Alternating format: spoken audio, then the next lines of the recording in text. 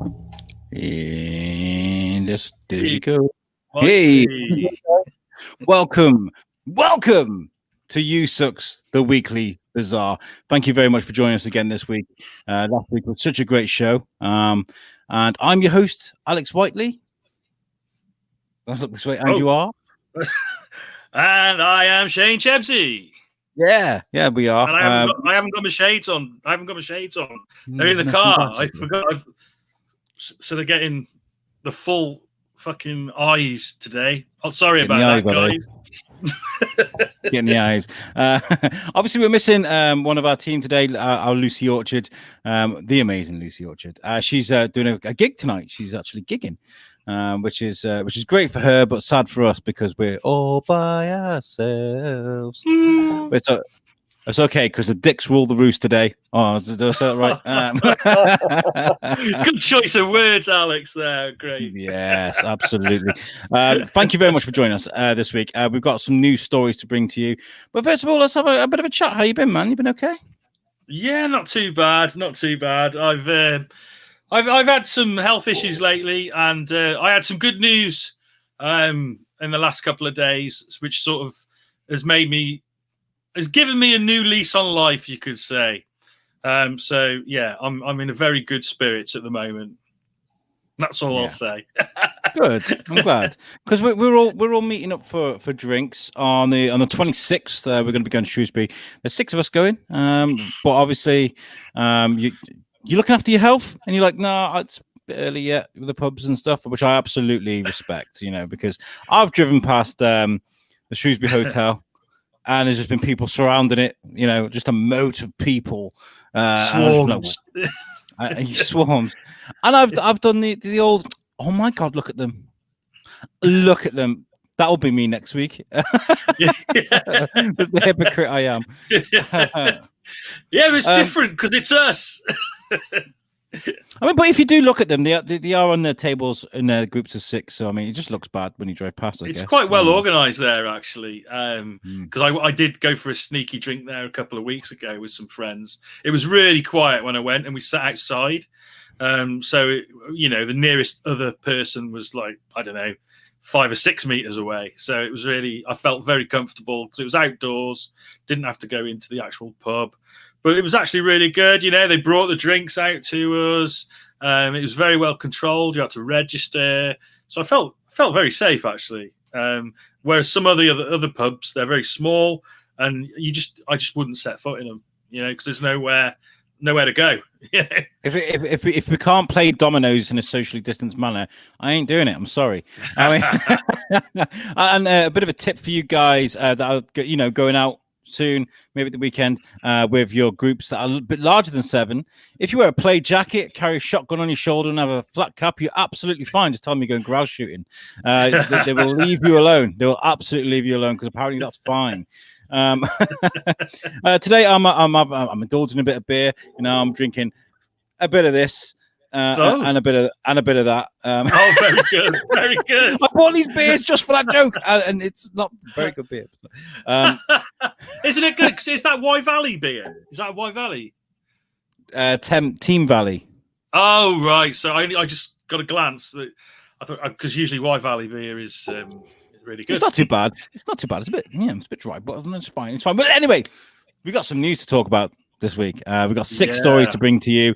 We are going to be ending on a high, obviously, with Science with Alex. Science with Alex. He's not a racist. We've got to get that line in. Always. How's it going, Brian? Brian Plado. We've been talking to him all day. Brian. He wants to start his own podcast. If anybody ever wants any sort of advice on podcasts, just drop me a line. That'd be cool. So what's your podcast going to be about, Brian? We'd like to hear all about that. That'd be really cool. He probably didn't want me to say that. He's probably like the secret thing that he's like, I didn't want to tell anybody about that, Whiteley. Well done. We'll edit it out. Oh shit, we can't. We're live. Okay, so we've got 6 stories, and we're going to start off with this one here from the BBC News about a humpback whale that apparently enters Crocodile River in Australian first. What does that mean? Australian first?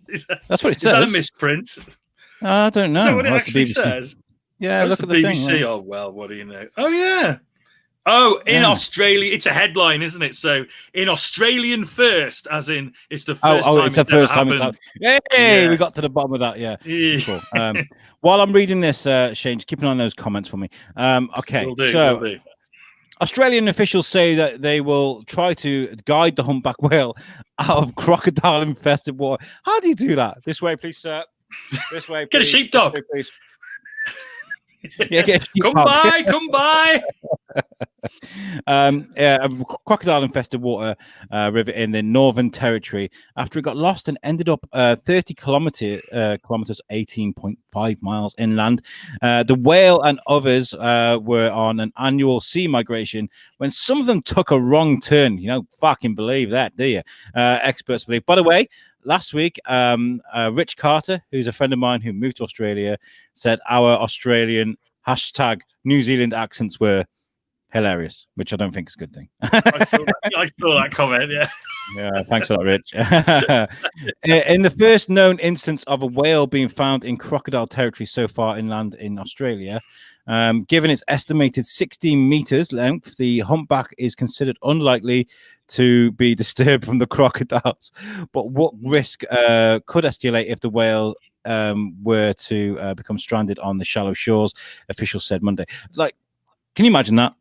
Being like the biggest, baddest bastard, hardest bastard in the river, seeing something like 8 times your size, just you'd be like, oh my god! You can imagine the crocodiles, can't you? They're just sort of looking at each other, going, "What the fuck is going on here?"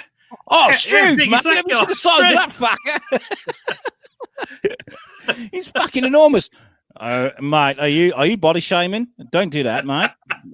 What the fuck are you talking about, mate? We're crocodiles. We can say what the fuck we want.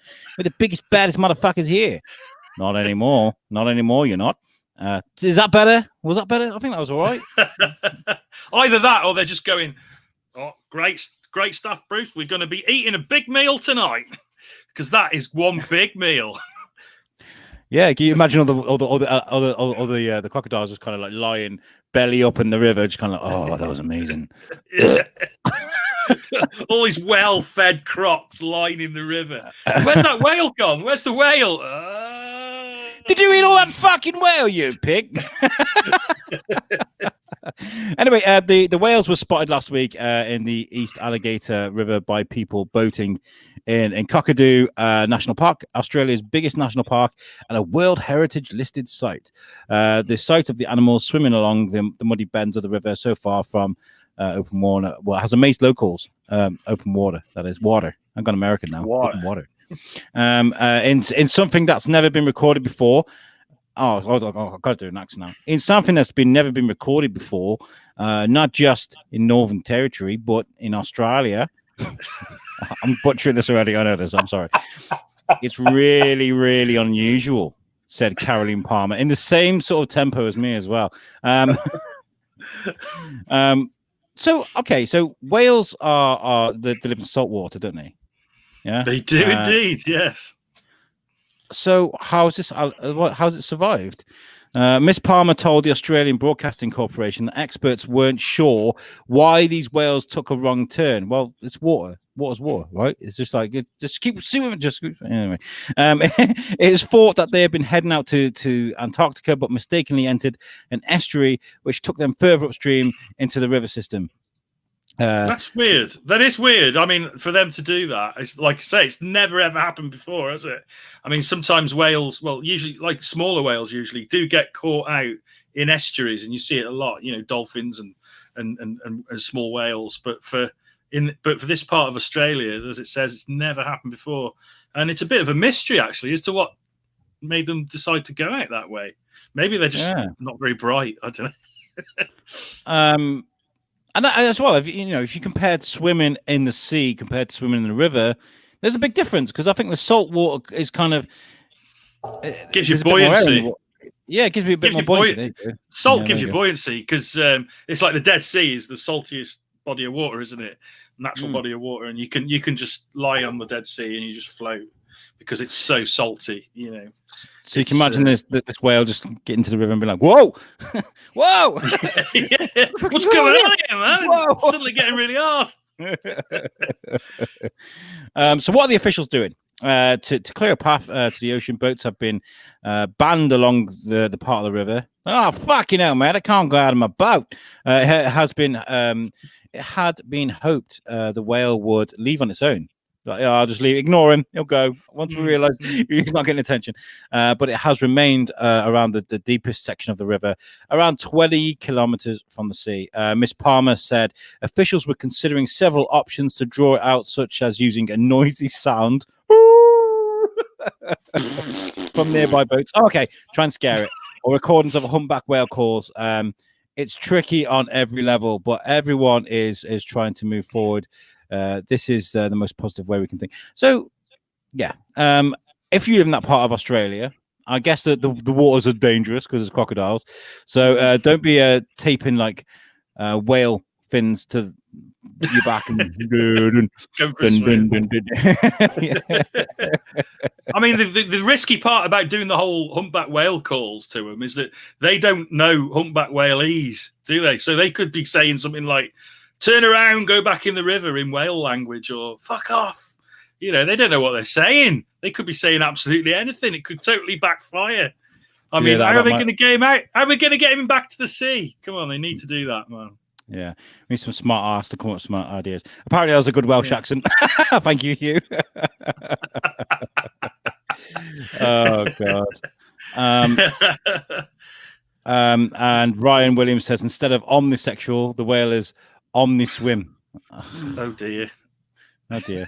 Oh dear. Thanks, Ryan. He's having another go. That whale swims every which way. That's a bit better. I like that. That's not too bad. And Brian is asking, does he suck enough to be on the USUK network? I don't know, Brian. I think you were really good on our live show. What are you saying, Brian? What are you saying? You saying we suck? You suck. Our next story. Which order did I put these in? I can't remember now. Make my own rules up as we go along. Make it up as we go along. Next, we're going for the baked beans. Baked beans. I mean, this is a story that, I felt a slight attraction to, because when I was a kid, I'm going to say this very carefully. When I was a kid, I spent a lot of time in parks. Okay, when I was a kid, playing in parks. Okay, we'll get to that. So I have memories of pranks in parks. So I remember stuff like this.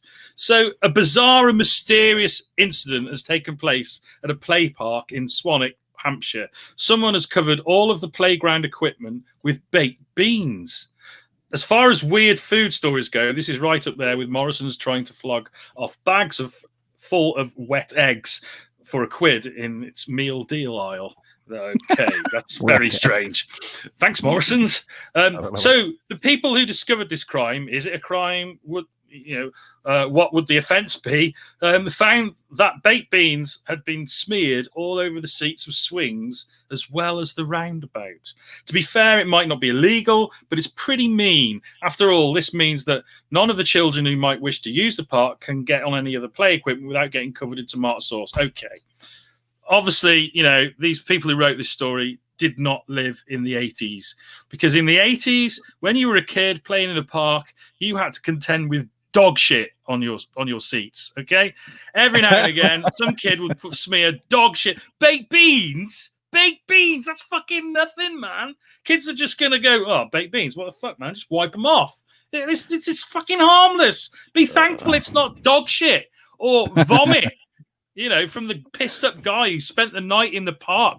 I mean, God, they've got it easy with baked beans. It's just fuck off. What do you make of it, Alex? This reminds me of the story we covered way at the beginning about the porn in bushes. Porn in bushes was very much a thing when I was growing up. You don't see it anymore because everybody's on Pornhub. Good wholesome fun. You walk into school and you'd be like, "Oh my God, look, it's a copy of Razzle." It's usually there every Wednesday. What are you on about, And then you'd have that kid who bought The Sun and thought he was hard and funny because he'd slap page 3 on the back mirror of the bus or something. I think. Do you know what I think this is? I think this is Banksy. A Banksy. I think this is a Banksy. I think he's bored. He's kind of like, and he's Has he just teamed running up out of with ideas. Tracy Emin or something? You know, and that's the sort of thing that she'd put in a gallery, isn't it? Who? Tracy Emin, the art. Is that how you say her surname? I've never been very good at pronouncing her name. No, the famous artist. I should know him. I should know him. Obviously, look her up. Look her up. I'm so cultured. I actually do think she did do a piece that was a baked bean tin. Even I'm not sure. I'm not up on my modern art, you know, because most of it is shit. So I'm not too. Someone out there will probably comment now and correct me. So thank you guys in advance for correcting me on that one. Who did the baked bean can? Someone out there will know. We'll have Sherlock Holmes going, I smell beans. Where's the beans? With the beans. These beans are Branston beans, and they were bought in Crystal Palace. They were born in Crystal Palace. So they were born in Crystal Palace. They were born in Crystal The living beans. Born in Crystal Palace. Oh, Ryan says he has bad jokes all day. That's from earlier. There's nothing wrong with that as long as you're keeping up, you know. Brian says it's Banksy's weird cousin Beansy. Beansy. Keep those puns coming in. We like those puns. And then Hugh says, what do you get when you eat a peanut butter and baked beans? A fart that sticks to the roof of your house. That's very good. Yes. Yeah. Thank you for that, Hugh Janus. It was Andy Warhol. No, it was Andy Warhol who did the baked beans. God, I should have known that. I like Warhol. God. Terrible. That's a funny little story though, because there's so much bad shit going on in the world right now. Someone's like, I'm gonna blow their fucking minds. He's like, I'm gonna go nuts. Or their ass. Oh god, yeah. Brilliant. Yeah, it is a weird one, isn't it? It's a funny story. Yeah, the Spotted in Swanwick 2 group post said, so today I take my little girl to Chapel Street Park, and this is what I found.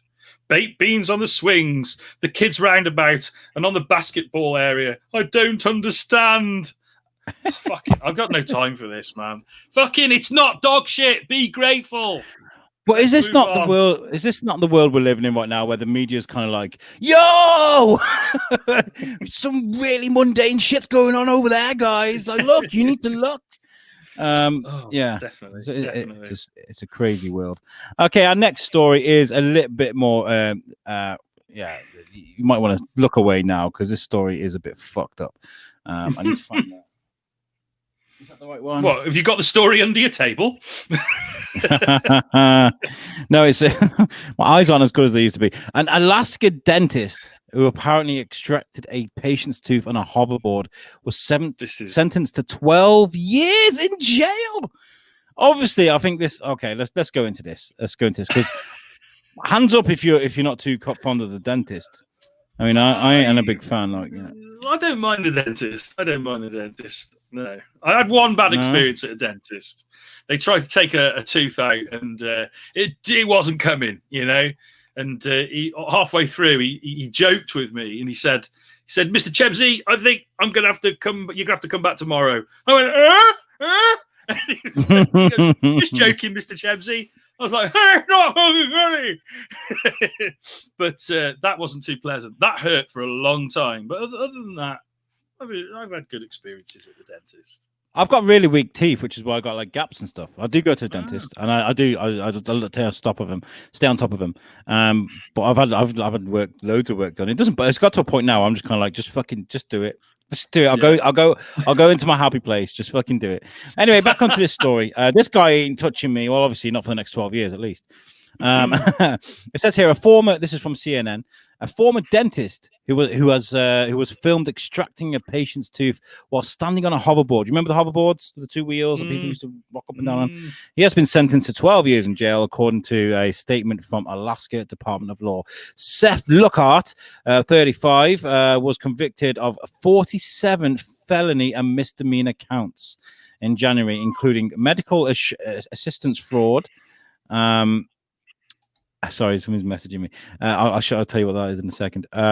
Medical assistance fraud, scheme to defraud, illegal practice of dentistry, and reckless endangerment. Anchorage Superior Court Judge Michael Wolverton sentenced Lockhart on Monday to serve 20 years in jail with 8 years suspended. The statement said that means Lockhart will serve 12 years behind bars. He also cannot practice dentistry during his 10 years of probation. What? During 10 years of Wait a minute. So he's actually, it's possible that he could practice dentistry again. Is that what they're saying? I guess in 22 years he probably could.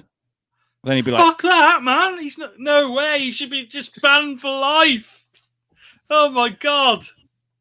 Lockhart apologized for his actions while reading from a prepared statement. Looking back, I can't say exactly when I began to go off course, he said. CNN affiliate KTUU reported. While I do not doubt, and he's from Alaska. How do Alaskan people speak? Not like that, but carry on.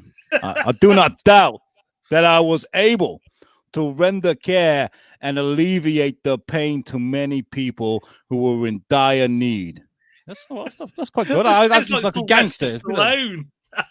Yeah. I am the law. Yeah. And also, I could have had and should have maintained better discipline and focus while serving a patient base I came to love. He also said he had changed and also asked the court to reconsider. I've changed. I could change. I could change. I know I've been a dirty little bastard. Sorry. Changes. Sorry. Oh, this is a very silly show. I love it. I know I could. I would have tried. I know I would be my best self. What the fuck? The grammars. I know I would be my best self, and in turn, able to serve my family and community best if I were granted the privilege and the hope of renewed lease on life, practice dentistry, and living among those that I love. Lockhart said, God, he's a talker, isn't he? What a crock of shit. At the sentencing, Judge Wolverton said, I think what you did was so outrageous, narcissistic, and crazy. So I forgive you for all that. But there's obviously a high-priced lesson that you're going to have to learn. At Lockhart's trial early this year, Wolverton called the evidence against him simply overwhelming, adding that it was often supported and often in excruciating detail and by Lockhart's own text videos. So he's done these crimes. He's gone, whoa, look at me doing this shit. This is crazy, yo. And expected no one to ever come and say anything to him. You're supposed to get a doctorate to be a dentist, right? Yeah, they're a doctor. It's a type of doctor, isn't it? So that requires you to have a bit of intelligence, right? And also to do no harm. Yeah, and that is just risking some. I mean, what was he thinking? So he's on a hoverboard while doing dentistry.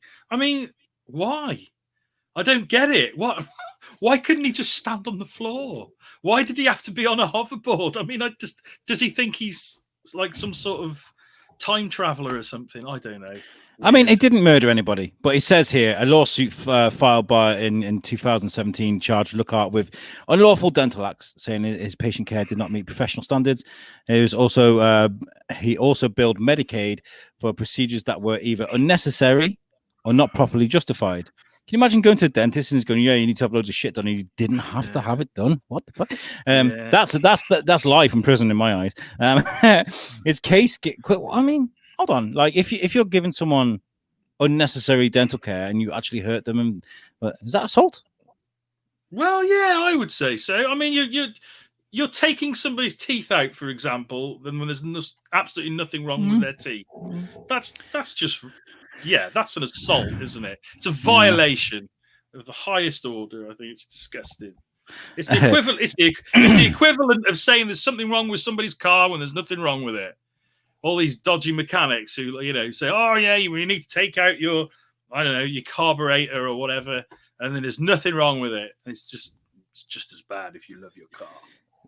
It says in at least one conversation, Lockhart joked that performing oral surgery. On a hoverboard, oral surgery on a hoverboard was a new standard of care. Did the hoverboard consent? Yeah, in at least one conversation, Lookhart said joke that performing oral surgery on a hoverboard was a new standard of care, the lawsuit said, citing phone records. So as obviously having a joke, thinking he's really clever. This guy makes Dr. Nick, hey, everybody. Hi, Dr. He makes him look like fucking House. Like, hilarious. It's crazy. Yeah.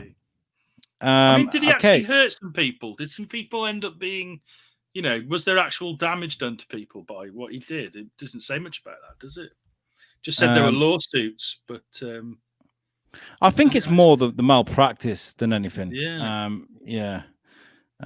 Patients at the January trial also testified that they had woken up to find that Lookhart had worked on or removed the wrong tooth, or that he had performed a different treatment than had agreed to.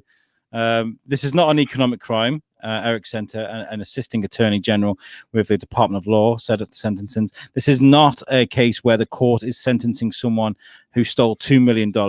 Lookhart hurt people, vulnerable people, disabled children. Lookhart's attorney Fitzgerald argued that his client had already faced consequences for his actions. He's lost business. Honor. Your court is well aware there are civil suits that there's been negative publicity and likely loss of his license, which again is pending. But the state's position is to revoke it permanently. But they didn't revoke it permanently. They threw him in jail for 12 years. And then when you come out, you have 10 years to think about what you did. So, yeah, he did hurt people. Yeah, it's horrific, isn't it? Anyway, let's move on to something happy. Or at least less. Do we have anything? They're not all happy stories, are they, this time? Adultery! Yay! Well, at least one person's happy in that. Shropshire is on the Weekly Bazaar. I love this turn of events. Hey, local story! Yay! This isn't the first time that Shropshire has, and not even Shrewsbury as well. Shrewsbury's on the Weekly Bazaar because we had during all the climate change stuff. No, what was it? I can't remember what it was. We had two protesters on top of somebody on a roof, doing something daft, wasn't it? I can't remember the ins and outs of it. It was it COVID? I can't remember. Anti-vax? I don't know. I'm sure it was. Yeah. Well, anyway, everybody's been told to go into their caves. You're not allowed to come out. You're not allowed to come out. And if you do come out, make sure there's only 6 of you, right? Unless you're going to work. Blah blah blah blah blah. Okay. So the fact that adultery is apparently on the rise in Shropshire in the UK, due to lockdown cabin fever. What the fuck is wrong with people? I don't understand. Adultery is obviously, really bad. It says here that adultery is on the rise due to lockdown cabin fever. This is on the Shropshire Star, by the way, according to a website for people who want to have raunchy affairs. Is this an advert? Is this an advertorial for a dating site, Alex? Well, because of the stores. No. Let me see. A new cheating map has revealed map or app. I don't know what that's supposed to say. A new cheating map. Yeah. It says map. Xmots the spot has revealed how many people have been up to mischief in towns across the Midlands. In Shropshire, figures have risen since last year despite the pandemic. In total, 1,636 people in Shrewsbury are having an affair, up from 1,365 to over 300 people last year, despite the COVID crisis. In Telford, 1,487 people have been using the website to hook up and cheat on their partners, up from 1,200 something last year. Market Drayton residents have also been dabbling in encounters with 442 people using the site to compare 415 last year. And in Bridgnorth, 282 people have been blah, blah, blah, blah. So there's lots of people there. What app are they talking about? I don't know. I don't think we should grace it with mentioning it because I don't know. Like adultery, it's not a good thing, is it? Okay, try not to judge people who are partaking in those activities because they might have good reasons for playing away. I don't know, but this is a website that facilitates it. At one time, that would have been seen as a really, really morally bad thing, but now it's quite happy to promote it. And what have we got? This comment from Brian: quarantine raunchy equals using hand sanitizer as lube. Ooh, that might be a little bit uncomfortable.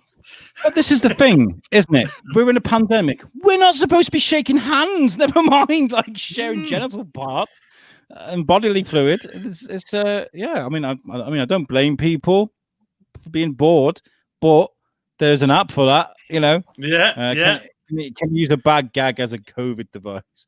There's a COVID mask. Yeah, a ball gag. So so these people are spreading COVID as well. They're can going you catch out it? there. Can you catch it sexually? Well, probably, yeah. If you're looking at them, I think we've had this discussion before.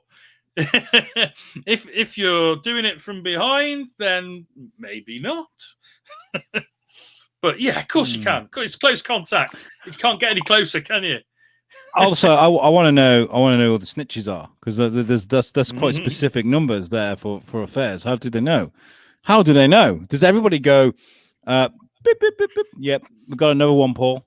I assume the website.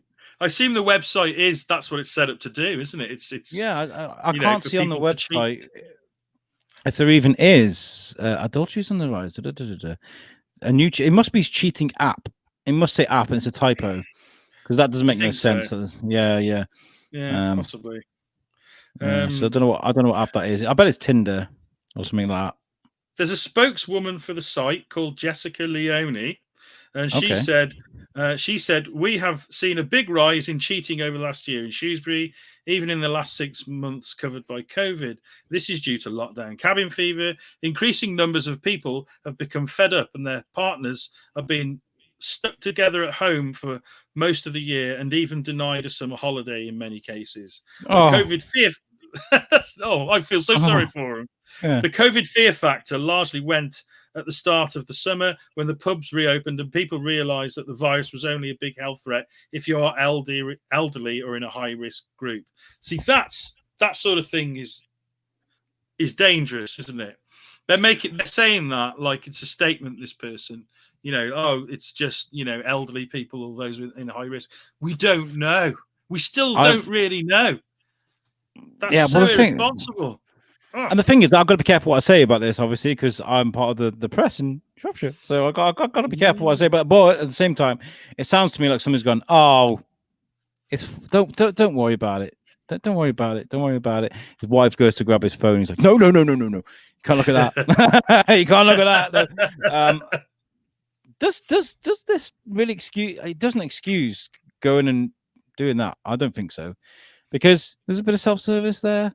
You can actually speak to your wife. That there is that. I mean, is it that bad that you'd rather risk catching a deadly virus?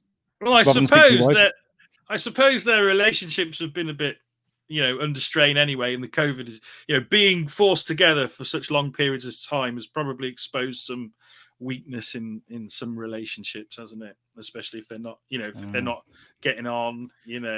Hi, Andrew Hughes. And Brian's got another comment. What is worse in the time of COVID? The fluids you leave in a sex doll or the air from blowing it up? There's actually a science question to that. There's actually science to that. And with the science backing it up is Mr. Shane Chepsey. I'm not going to answer it because I don't know anything about sex dolls. I've never partaken. How would I know? It's a mystery to me. Thanks for watching. Hey, I think releasing that valve at the end is like COVID all in your face. When you're letting it down, that's probably worse. I mean, you think about it, right? You wear a mask because of what you exhale. If you're putting it into a sex doll, it's actually quite safe because it's not going. I think accidentally inhaling the previous fluids from the last sexual encounter is probably the worst. Yeah. That would be pretty unpleasant, wouldn't it? Just trying to get that one out of your mind. What's next on the agenda? Okay. Okay. is that what the we got for these stories very quickly? Well, we're up to science with Alex. We're not. We've got other stories here. We've got some. Okay, other stories. there is a bonus question at the top. There's bonus one question. here. A bonus story. Let me just bring it up, and I can then share it. This is a story. Did you get the one with the another Australian story? The Australian space race. I did see that one. Yes, it's quite far up. Bear with us, guys. We cover those stories with so much. I don't know why somebody's put an angry face. Ryan, why an angry face? We're good people. So yeah, the headline is "Disappointing Start to Australia's Private Space Race as Rocket Misfires at Kuniba." Is that how it's said? Kuniba. Disappointed was the word of the day after Australia's much-awaited first private rocket launch failed at an Aboriginal community on South Australia's far west coast. But space industry companies Southern Launch and DEWC are confident that they will still see a launch by the end of this week. A crowd of more than 200 at Coonabah Aboriginal community was counting down until liftoff when Southern Launch Chief Executive Lloyd Damp. Oh, that's great, isn't it? What a great name for somebody with a failed launch. You see, I bet he's really good looking, strong, strapping chap as well. And like, oh, he's got to have a beautiful name. I bet he's called like Stamp or something like really strong, like I don't know. And he's just like, "Hi, I'm Mr. Damp." It's a bit of a damp squib. So he announced that there'd been a misfire. I'm going to try and do it. We ignited the rocket motor, but the rocket itself, the propellant, didn't ignite, Mr. Damp said. This is one of the things we've been training for and practicing for the last few days. We'll unpack the rocket, work out what went wrong, and we might be back as early as tomorrow to try again. Sorry about that accent, guys. I was just like, I'm supposed to help out my partner in this situation, but I was kind of like, just laughing. Just sitting back and laughing at my terrible accent. Yeah. So Coonabah, I'm getting used to it now. Coonabah are Aboriginal school students who came to watch, said they were disappointed. Oh, I disappointed the kids. We just came out here for 6.5 hours for no reason. One boy. I love the way kids don't fuck around, do they? When they criticize something, they do not fuck around. No, they don't. Brilliant. Oh dear. So yeah, sorry Australia, you failed. No, I'm actually really glad that we might brought be this good story at up. fucking cricket, but you're shit at space. So fuck you. Holy shit, that's brilliant. You shit at space. But then again, we've only just started doing bits, haven't we? We've only just started sending bits out with European space agency or something like that. We're using Kazakhstan and sending things up. I think we've got like something in orbit of Mars, haven't we? I don't know. Fuck it. I'm just making shit up. Man. Wow. We've been sending stuff into space for years, man. British Aerospace. Yeah. There is an absolute craze in the moment when it comes to space. There's a new space race by the sounds of it, and this is the stories we're going to be covering as we go into Science with Alex. Science with Alex. He's not a racist. We'll see after I do this story. Okay. First of all, I think we need to cover the fact that there is a craze at the moment. There's a Venus craze because there's lots going on with Venus at the moment. Apparently, they've found alien life on Venus. And scientists detect traces of phosphine gas that could be coming from microbes in clouds swirling high in the planet's atmosphere. This is from the Mail, by the way. Phosphine is a colorless gas that smells somewhat like garlic and decaying fish. On Earth, it is produced naturally by bacteria or decaying or organic matter. Experts led from the UK have found traces of the gas in the clouds above Venus. There you go. There's the UK. Sorted it out, didn't we? You know, unlike the planet's surface, conditions in the upper cloud layer are Earth-like. However, experts have warned that there could be other sources for the gas. So everybody's gone, yo, we need to go and have a look at Venus. There's some weird shit going on there, but they don't really realize that. Well, they must do because they're kind of rocket scientists and shit. But Venus is a dangerous place to go and visit. It's really bad. It's like hell on earth. It's the hottest planet. Everyone thinks that Mercury is the hottest planet because it's so close to the sun, but actually, because of its atmosphere and the way that it works, Venus is actually the hottest planet in the solar system. So yeah, you wouldn't last very long. I don't understand it. When one person goes, "Yo, mate, we're gonna go and have a look over here." Then America's like, "Yo, we're gonna do that too." Then Russia's like, "Yeah, we're gonna do it." And Australia's like,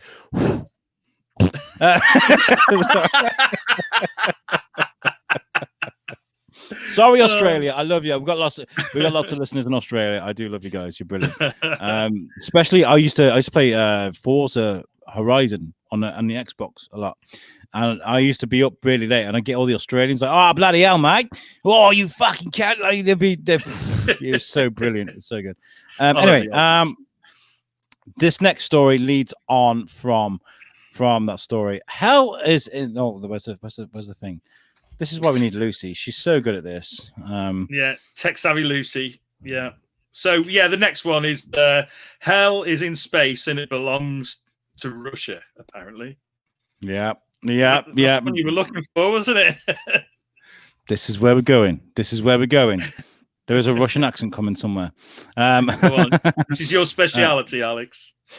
This week, a team of researchers announced that they have discovered traces of phosphine, like we heard off the mail, in the atmosphere of Venus, a gas produced almost exclusively on Earth by anaerobic microorganisms. Is that right? Yes. Anaerobic. Well done. Yeah. You're getting good at this, Alex. I am. I'm actually learning stuff as well. But the presence of which on Venus, scientists currently don't understand. So there is a source somewhere. I don't think they really want to go and look at what the source is. If I'm honest, there's probably some like mountain-sized farting monster that's just like, so Dmitry Rogozin, the head of the Russian state-run Aeronautics Corporation, so I guess their version of NASA, Roscosmos. Sorry, responded to this discovery by asserting two things. Venus is a nightmare world that belongs to Russia, and he intends to up the number of missions his agency will send there. Our country was the first and the only to successfully land on Venus. Rogozin told attendees, was that all right? Did you enjoy that? At the 2020 Heli Russia exhibition. According to Russia's state-run TASS news agency, the Russian spacecraft gathered information about the planet. It is like hell over there. We believe Venus is a Russian planet, Rogozin said. First things first, Rogozin is somewhat notorious for trolling, so it's almost certain that he wasn't declaring an actual territorial claim to the entire planet. Rogozin may have been lobbing a known jab at NASA, which recently began soliciting bids for the first commercial off-world purchase of moon rocks. NASA has long rejected the view that space is a global commons, instead viewing off-world resources as up for grabs. Of course, an American organization would say that by anyone with the capability to get them. This policy has prompted accusations of space colonialism from Roscosmos officials. I think not want to agree with the Russians at all times, but I think there's something about that, because when America went out into space and landed on the moon, put their flag on it, and now they're saying, "Oh yeah, we can sell the moon rocks." They don't own the fucking moon. Yeah, no. Nobody owns the moon. Okay. I've said it. This network is called USUK, US UK. We appreciate both things, American and British. Okay. Internationally, we're kind of like really accepting of people. That's kind of what we do. It's our job, right? But I guarantee you, if China were like, yeah, we've got a rocket that can get to the Mars in to the moon in like 5 minutes. We're going to start mining tomorrow. NASA will go, that's not fair. You can't do that. I guarantee it. It would just be like, you can do that quicker than we can. No. Brian here says Venus is the hottest planet. Earth is going through climate change. People deny it's happening. There's a good point. They do. They do deny it. Yeah. In fact, Venus is what like an early model of what Earth is starting to look like. You know, they're looking at that and they're like, ooh. What else does he say? He says Earth has been invaded by Venetians, explains Donald Trump and Boris Johnson's rise to power. We covered this last week. We were like, well, if aliens came to Earth, they'd be like, here's our overlord, Mr. Trump. Oh, good job. You've got them ready for us. 2020 was just perfect, mate. Absolutely perfect. You got them trending all kinds of weird shit. They didn't know what was hitting them. In fact, you know, did you see Shane, that story about the UFO in New Jersey? Yes, I did. The very convenient blimp that looked like a UFO. Wow. Wow, that was so spectacular. Because I saw it and I was like, spat, brown coffee all over white bed sheets. I was like, that's it, man. Packing my bags. I'm going to space. They're real. Like, I'll quit my job and everything. Yeah, it was the good. It was fantastic, and there was loads of people pulling over and rubbernecking, and it's fuck. You could see it on the video, couldn't you? It's a fucking spaceship, man. It's a spaceship. It's like you look at it, and it's like, if it's a spaceship, why does it have like standard sort of landing lights flashing? And it's like, wait a minute. I've got to say, that's definitely not a spaceship. You could tell in like 2 seconds that it wasn't a spaceship, and these guys were like. Oh, it's brilliant. Do you know what I just realised? We've had the Weekly Bazaar starts at 7:30 banner across the whole screen throughout the whole show. We have. Did you guys know we started at 7:30? Oh, Lucy. They're not going to forget now. Come back, Lucy. Please come back. We're shit in the neck. This is. There we go. How do we You've got some shit going across the bottom now. There we go. Hey, look at that. No orchard today, though. No. UCast Podcasting Network, the Weekly Bazaar. And that's just going across the bottom. That's really cool, Alex. Well done. Yeah. All done by Lucy. Lucy was like, just press the thing and do the thing. And I've kind of gone, okay. I spoke to Kane from Joke Pit today. I don't know if I'm allowed to talk about this. I didn't even ask him, but we are going to be joining Joke Pit as like Yusuk is going to be partnered up with Joke Pit. This was like a trial just to see how we get on, because we're not stand-up comedians, but we like to think we're Joke Pit. We like to think we're kind of funny. People enjoy what we do. I think they're mostly laughing at us, to be honest, Alex, but that's okay as long as we make people happy. Yeah, brown coffee on white bed sheets. Just admit the truth. I didn't shit myself. Honestly, if I saw an alien, I'd be like, bro! Finally, I'm not the weirdest looking guy on here anymore. No, this has been fun. Joke Pit. Go on, sorry. So, no, carry on, mate. I was only I'm going to change the subject. Oh, okay.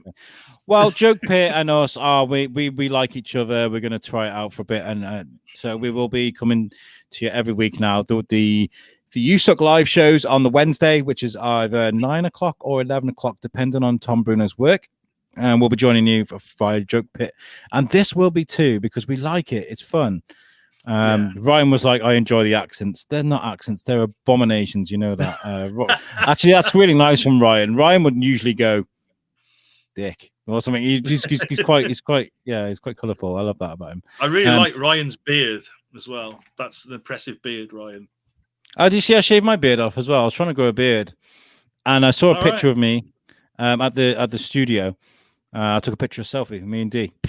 I put it on my Instagram, and I felt like I looked like a hobo. I was like, no, I can't have that. No way. I had to get rid of it this morning. I can't do it. I can't look scruffy. Not even for. So what's your limit on beard? What's your limit on a beard then? Is it like how it is now, and then you sort of get a little bit annoyed with it and have to trim it or shave it? Well, I like it to be shaped. I like everything to look smart. You know, Right, I do groom an awful lot for a guy with no hair.